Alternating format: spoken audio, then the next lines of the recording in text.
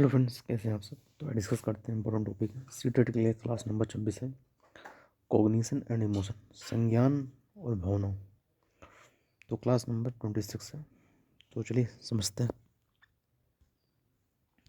देखिए, एक मोटिवेशन है कि वक्त सिखा देता है जीने का हुनर, फिर क्या नसीब, क्या मुकद्दर और क्या हाथ की लकीर है।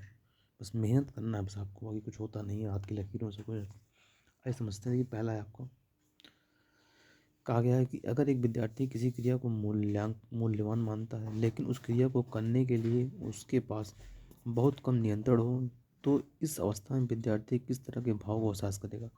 दुश्चिंता, दुश्चिंता नहीं होगा, ऊब भी नहीं, उसमें कुंठा, तो फ्रस्ट्रेशन की भावना उसमें आ जाती है इसमें। तो ऑप्शन नंबर थर्ड हो जाएगा। नेक्स्ट है, कौन सा संवेग अर्थपूर्ण सीखने को हतोत्साहित करेगा। शर्म नहीं होगा, डर, जिज्ञासा, निराशा। इसमें होकर जिज्ञासा प्रोत्साहित करेगा, शर्म से नहीं होगा, डर भी है, निराशा भी नहीं होगा, क्यूरियोसिटी उसमें होनी चाहिए। ऑप्शन नंबर 4 हो जाएगा। नेक्स्ट है आपका, निम्नलिखित में से कौन सा भाव विद्यार्थियों के अधिगम में बाधक रहेगा, तो बाधक उत्पन्न करेगा। चलिए समझते हैं।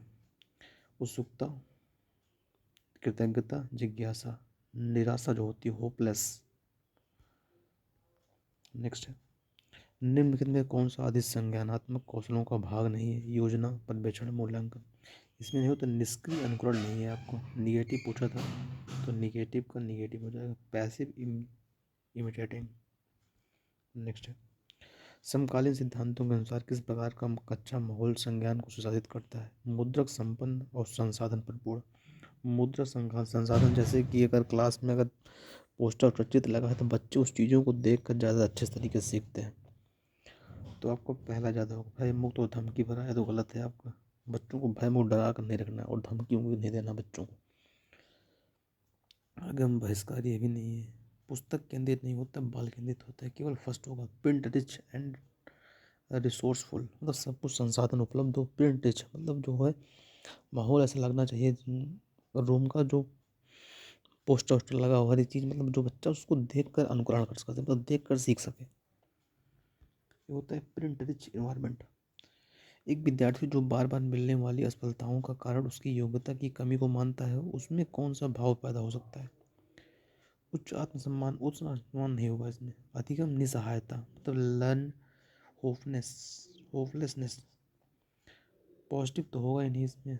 आत्म प्रभावकारिता में वृद्धि भी नहीं होगी, तो इसमें आपका होगा अधिगम निसहायता, सेकंड वाला। नेक्स्ट है, संज्ञान और भावनाएं, कॉग्निशन एंड इमोशन है क्या है।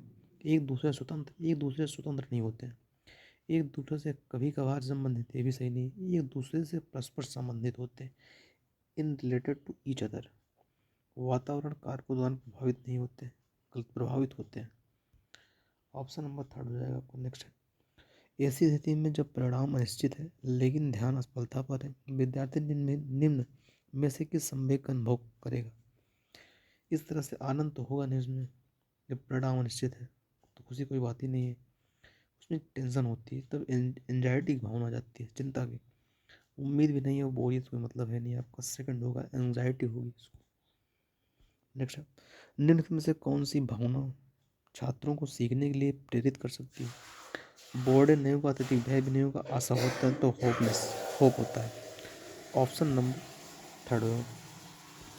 नेक्स्ट, संज्ञान के समकालीन सिद्धांतों के अनुसार स्मृति निर्माण करने में सक्षम लेकिन विवेचना करने में सक्षम, गलत है।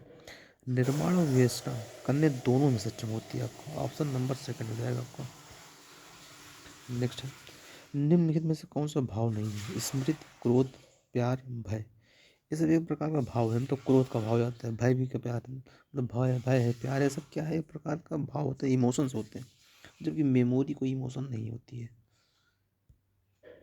नेक्स्ट है और लास्ट है, स्वयं को एक ज्ञाता के रूप में समझने के लिए क्षमता क्या कहलाती है। अनुकूलन नहीं होता है, निगमन भी नहीं होता है, इमिटेशन भी नहीं, इसमें होता है मेटाकॉग्निशन, मतलब अधिसंज्ञान। ये कुछ इंपॉर्टेंट टॉपिक थे। तो चलिए मिलते हैं फिर नेक्स्ट वीडियो में, तब तक के लिए थैंक यू सो मच।